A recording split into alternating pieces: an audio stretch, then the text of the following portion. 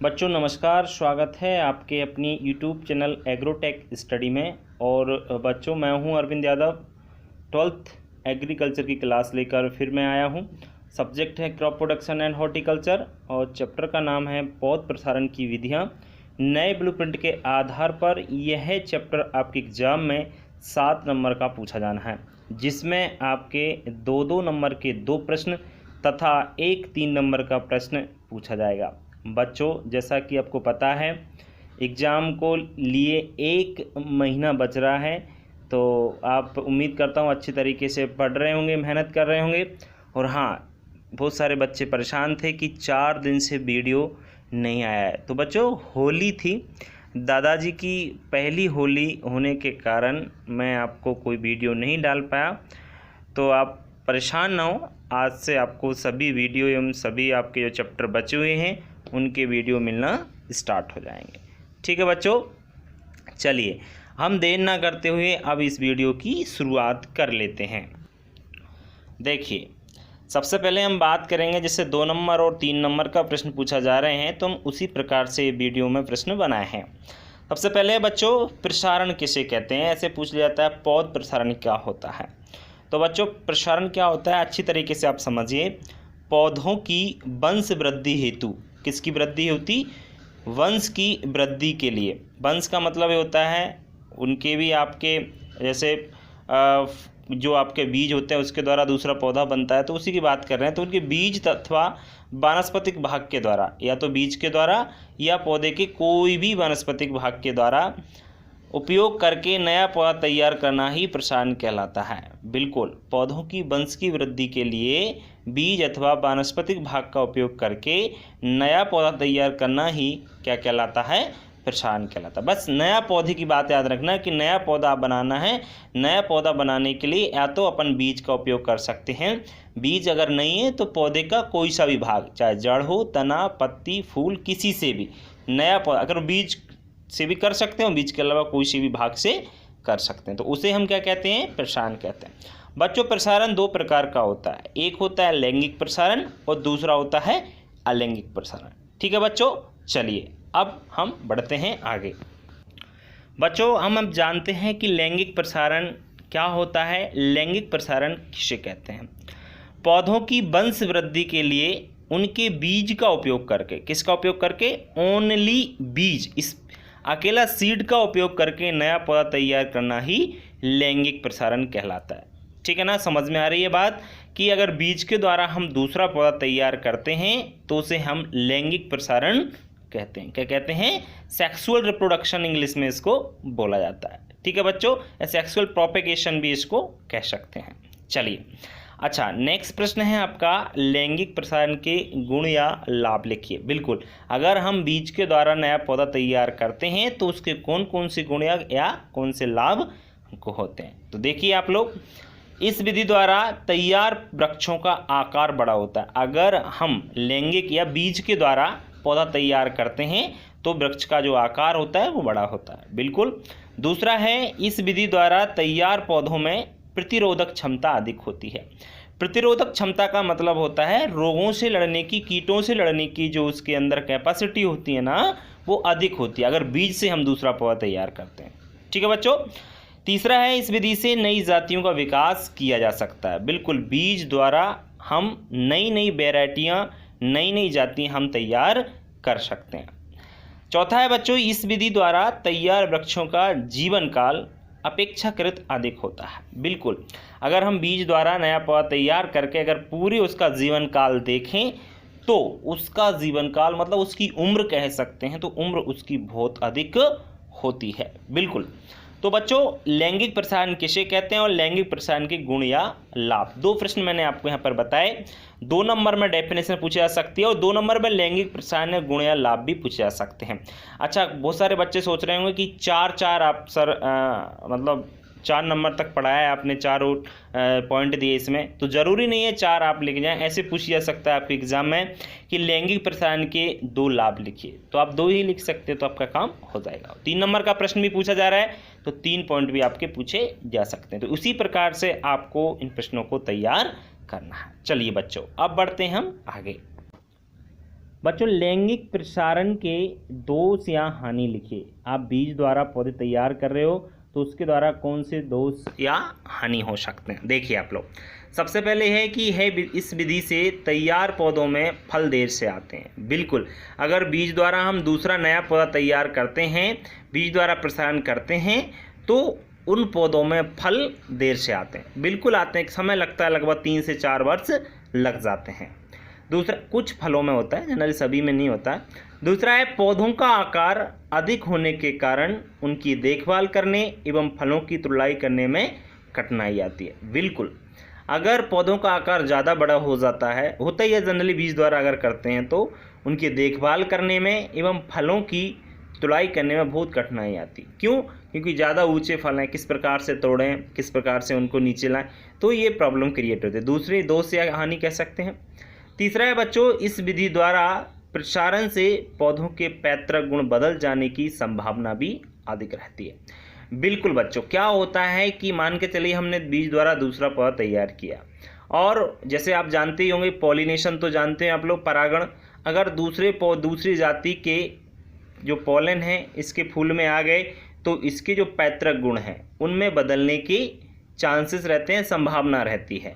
तो हम कह सकते हैं उसके पैतृक गुण तो जानते हो ना, माता पिता के जो गुण होते हैं, ठीक है ना, उनमें बदलाव होने की संभावना अधिक बनी रहती है। ठीक है बच्चों, बीज द्वारा अगर तैयार करते हैं तो, ठीक है ना, सेम टू सेम गुण नहीं रहते हैं। ठीक है, तो लैंगिक प्रसारण के दोष या हानि उम्मीद करता हूँ समझ में आ गए होंगे। चलिए अब बच्चों हम बढ़ते हैं आगे की ओर।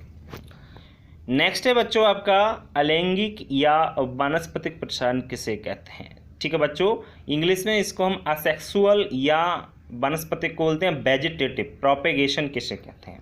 तो अलैंगिक या वानस्पतिक प्रसारण क्या होता है समझिए।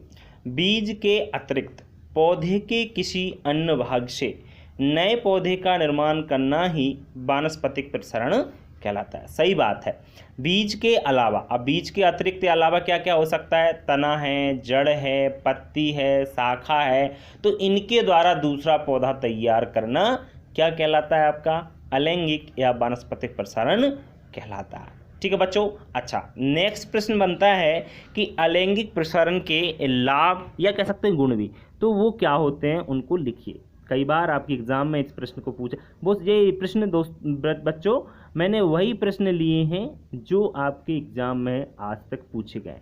2015 से लेकर 2020 तक 5 साल के जो प्रश्न आपके एग्जाम में पूछे गए वही प्रश्नों को मैंने इस वीडियो में कलेक्ट किया है। तो सभी प्रश्न इंपॉर्टेंट हैं, इसलिए आप लोग इनको अच्छी प्रकार से समझते चलिए। ठीक है बच्चों, चलिए तो अलैंगिक प्रसारण के लाभ क्या होते हैं। नंबर 1, फल तोड़ाई में सुविधा रहती है। फल तोड़ाई में क्या रहती है, सुविधा रहती है। क्या होता है कि पौधा छोटा रहता है, जब पौधा छोटा रहता है इस विधि में तो फलों को तोड़ने में सुविधा रहती है। दूसरा है फल वृक्ष आकार छोटा होने से पौधों की प्रति हेक्टेयर संख्या अधिक होती है। सही बात है, मैं अभी बता रहा था आपको कि पौधे का साइज या आकार छोटा होने के कारण ये जहाँ पर भी लगाया जाता है वहाँ पर जगह कम घेरता है। जब ये जगह कम घेरता है तो प्रति हेक्टेयर उनकी संख्या पौधों की कम रहती है। समझ रहे बच्चों, क्योंकि बड़ा साइज नहीं होता तो कम ही जगह में ये अपना काम चला लेता है।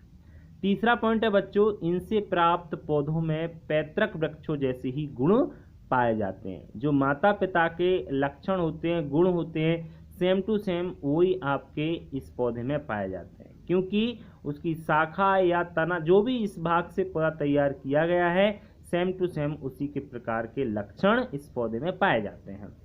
चौथा पॉइंट है बच्चों, इस विधि में बीमारी आदि अवगुणों को दूर किया जाता है। सही बात है, इस विधि से रोग कीट बीमारी जो भी होती हैं उन अवगुणों को दूर किया जाता है। ठीक है बच्चों, तो अलैंगिक प्रसारण के क्या लाभ होते हैं उम्मीद करता हूँ अच्छी प्रकार से समझ में आ गए हैं। चलिए बढ़ते आगे बच्चों। नेक्स्ट है अलैंगिक प्रसारण के दोष या हानि लिखिए।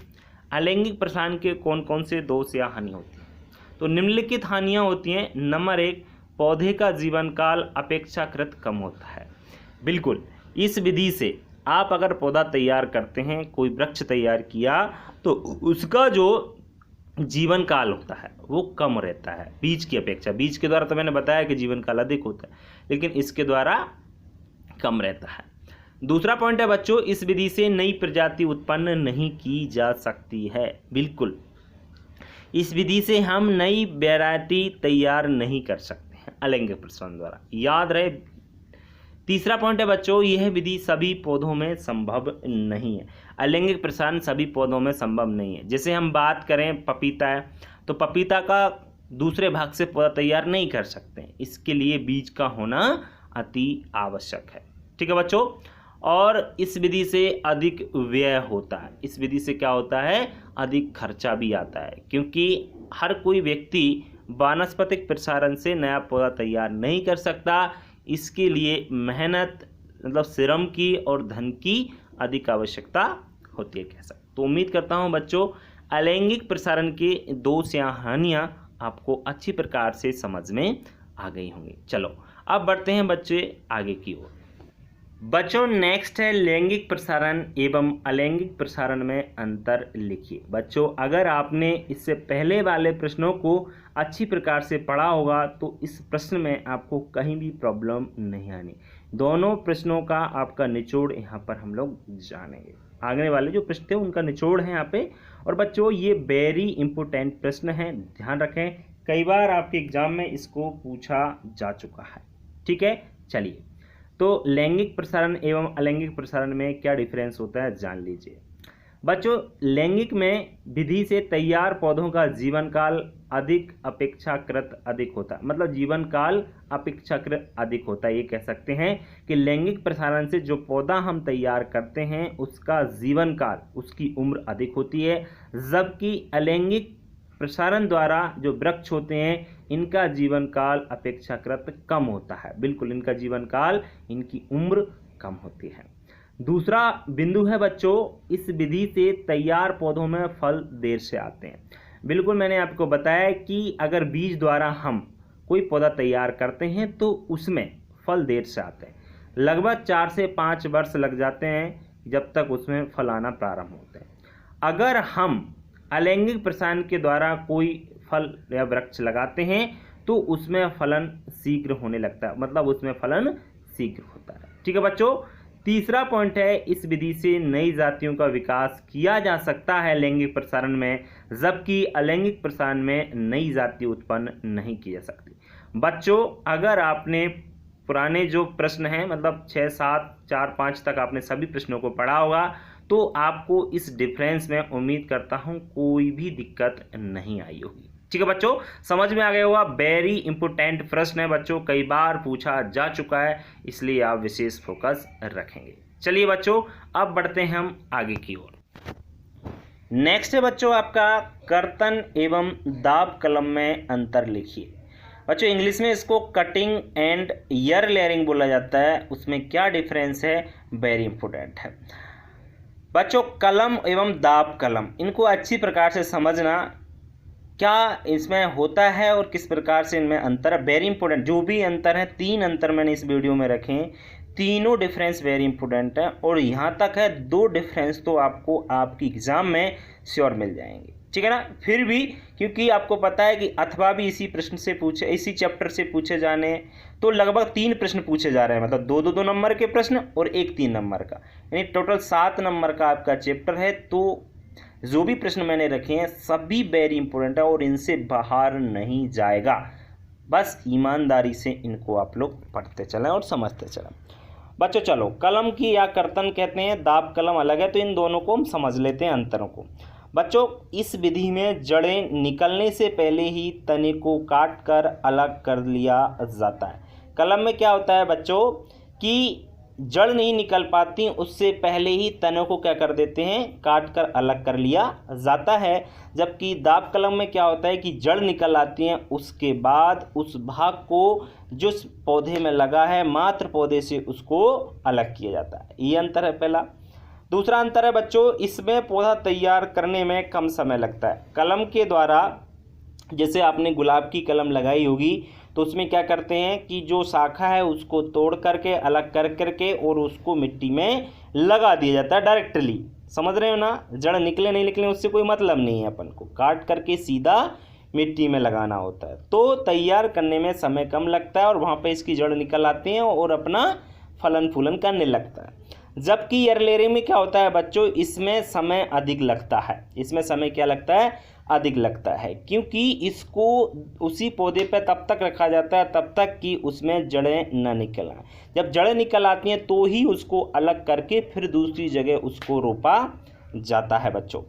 तीसरा पॉइंट है बच्चों, कलम में इस विधि द्वारा उत्पन्न पौधे कमज़ोर होते हैं। बिल्कुल, कलम द्वारा जो पौधे तैयार किए जाते हैं, कलम तो जनरली सब जानते होंगे बच्चों, कलम तो आप जानते होंगे। गुलाब की कलम आपकी देखी होगी आपने, कैसी होती है, नहीं देखी होगी।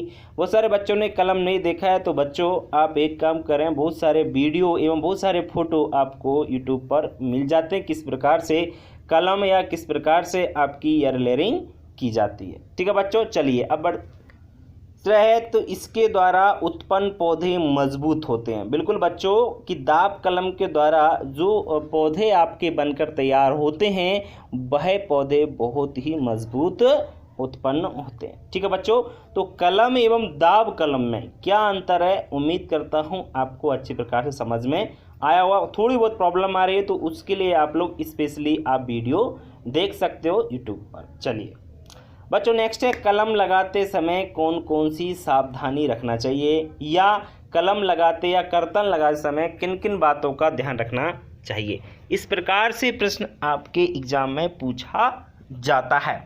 तो बच्चों किस प्रकार से आप आंसर दोगे समझिए। तो निम्नलिखित सावधानी रखना चाहिए। नंबर 1, कलम की मोटाई पेंसिल की मोटाई के समान होना चाहिए। जिससे आप कलम लगा रहे हो किसी भी पौधे की, तो कलम आप जो तोड़ते हो वहाँ से, तो उसकी जो मोटाई है, पेंसिल तो जानते हो सब, पेंसिल के बराबर वो मोटी होनी चाहिए बच्चों। दूसरा है, जिस शाखा से कलम बनाई गई है वह रोगों एवं कीटों के प्रकोप से मुक्त होनी चाहिए। बिल्कुल, आप कलम के लिए जिस ब्रांच को ले रहे हो बच्चों, तो उसमें किसी प्रकार की बीमारी एवं किसी प्रकार के कीटों का प्रकोप नहीं होना चाहिए। बिल्कुल। तीसरा बच्चों, तीसरी आपको सावधानी रखनी है कि प्रत्येक कलम में कम से कम 5 से 6 कलिकाएँ होनी चाहिए। कलिकाएँ को बोलते हैं बच्चों बड। जो आप कलम ले रहे हो उसमें बड नहीं होंगी तो बच्चों उसमें ब्रांच किस प्रकार से निकलेंगे। ब्रांच निकलने के लिए और शाखाएं निकलने के लिए उसमें 5 से 6 कम से कम कलिका, इससे ज़्यादा भी हो सकते हैं। समझ रहे बच्चों, इसका आप विशेष ध्यान रखें। अब बहुत सारे बच्चे कह रहेंगे सर कलिका क्या होती है। तो बच्चों कलिका होती है, आपने देखा होगा कि उसमें से नई शाखाएं निकलती हैं, वहाँ एक आँख नुमा भाग होता है, आँख जैसा, तो उसे हम बड या कलिका कहते हैं। ठीक है बच्चों, चलिए चौथा पॉइंट है आपका, कलम की निचली काट सीधी तथा ऊपरी काट तिरछी होना चाहिए। जब हम कलम ले रहे हैं तो कलम का नीचे वाला जो काट है वो तो सीधा होना चाहिए, तथा ऊपरी काट थोड़ा सा तिरछा होना चाहिए। कैसा होना चाहिए, तिरछा काटना चाहिए उसे ऊपर से। ठीक है बच्चों, तो ये कलम लगाते समय कौन कौन सी सावधानी आपको रखना है, कौन कौन सी बातों का ध्यान रखना है, उम्मीद करता हूँ अच्छी प्रकार से ये प्रश्न समझ में आ गया होगा। ठीक है बच्चों, चलिए अब बढ़ते हैं हम आगे नेक्स्ट क्वेश्चन की ओर। नेक्स्ट है बच्चों, इनार्चिंग एवं ग्राफ्टिंग में अंतर की। बच्चों this question are very important. बच्चों यह प्रश्न कई बार आपको एग्जाम में पूछा जा चुका है, याद रखें, इंपॉर्टेंट है बहुत ही, बस इसको समझ लें आप लोग। इनार्चिंग और ग्राफ्टिंग। बच्चों सबसे पहले हम जानते हैं इनार्चिंग में कि इनार्चिंग में मूल वृंत को शाखा के पास ले जाते हैं। बच्चों मूल वृंत क्या होता है, बच्चों मूल वृंत का मतलब होता है जड़ वाला भाग, नीचे वाला भाग जो होता है ना, उसको क्या करते हैं, उठा कर गमले में लगा रहना चाहिए, और गमले को ही उठा करके कहाँ ले जाएंगे, जिसमें आप इनार्चिंग कर रहे हो उस शाखा के पास ले जाते हैं। ठीक है ना, और उससे उसको बांध देते हैं, मतलब इस प्रकार से कट लगाकर शाखा में कट लगाते हैं, मूल वृंत में कट लगाते हैं, ऊपर से उसको रस्सी या धागे की अच्छी प्रकार से कस के बांध देते हैं, और उस पर पानी छिड़कते रहते हैं मिट्टी का लेप करके, और उसमें से जड़ निकल आती हैं, फिर उसको अलग किया जाता है। इस प्रकार से नार्चिंग होती है। जबकि ग्राफ्टिंग में क्या होता है बच्चों, इसमें शाखा को मूल वृंत के पास ले जाते हैं, मतलब जस्ट उल्टा। इसमें क्या कर रहे हैं, मूल वृंत को शाखा के पास ले जा रहे हैं इनार्चिंग में, जबकि ग्राफ्टिंग में क्या कर रहे हैं, पहले शाखा को काट करके मूल वृंत जो रहता है जड़ जिसमें लगी नीचे उसके पास ले जाते हैं बच्चों। दूसरा है बच्चों, इस विधि में शाखा का रोपण करते समय पैतृक पौधे से अलग नहीं किया जाता है। जब उस शाखा को लगाया जाता है बच्चों, तो जो पैतृक पौधा है जिसमें से हमने शाखा और जो मूल ग्रंथ दोनों को बांधा है, तो उससे अलग नहीं किया जाता। जबकि ग्राफ्टिंग में शाखा को पैतृक पौधे से अलग करके ही आपका रोपण किया जाता है। ठीक है बच्चों। तीसरा पॉइंट है, इसमें ग्राफ्टिंग की तुलना में सफलता अधिक मिलती है एनआर्चिंग में, जबकि ग्राफ्टिंग में तुलनात्मक रूप से सफलता कम मिलती है। ठीक है बच्चों, समझ में थोड़ा सा कम आया होगा बच्चों। ये प्रैक्टिकली प्रश्न है। प्रैक्टिकली इसलिए क्योंकि आपको ये पता होना चाहिए एक्चुअल में एनआर्चिंग और ग्राफ्टिंग होती क्या है। और ये प्रैक्टिकल करने के लिए या तो आप लोग अपने यूट्यूब का ही क्या ले सकते हैं सहायता लें कि यूट्यूब पे आप सर्च करें ग्राफ्टिंग कैसे होती है, तो पूरा वीडियो आपको मिल जाएगा। बिल्कुल ग्राफ्टिंग कैसे हो रही है एक एक चीज़ बताई जाएगी, एनआर्चिंग कैसे हो रही है एक एक चीज़ बताई जाए, तो वहाँ पर आप लोग देख सकते हो। ठीक है ना। और अगर आपने पहले से आपके टीचर ने आपको पढ़ा रखा है तो आप यहाँ से समझ में आ रहा हो, समझ में थोड़ा सा आपको कम आया हो, ऐसा मैं समझ रहा हूँ आपकी भावनाओं को। ठीक है बच्चों, चलिए इंपॉर्टेंट प्रश्न है, ये जरूर आप लोग याद रखें। ठीक है बच्चों, 11 प्रश्न मैंने इस वीडियो में रखे हैं बच्चों। 11 प्रश्न से एक भी प्रश्न आपका ऐसा नहीं है कि जो अब तक पूछा ना गया हो। बच्चों सभी प्रश्न महत्वपूर्ण हैं, अच्छी प्रकार से समझें और इनको याद कर लें, इससे बाहर नहीं जाएगा, ये मैं आपसे प्रॉमिस करता हूँ। ठीक है बच्चों, चलिए और वीडियो आपको मिल जाएंगे, आप बिल्कुल चिंता ना करें, बस आप पढ़ते चलें। आज के लिए वीडियो इतना ही बच्चों, कल फिर मिलते हैं एक नई वीडियो के साथ, तब तक के लिए बच्चों नमस्कार।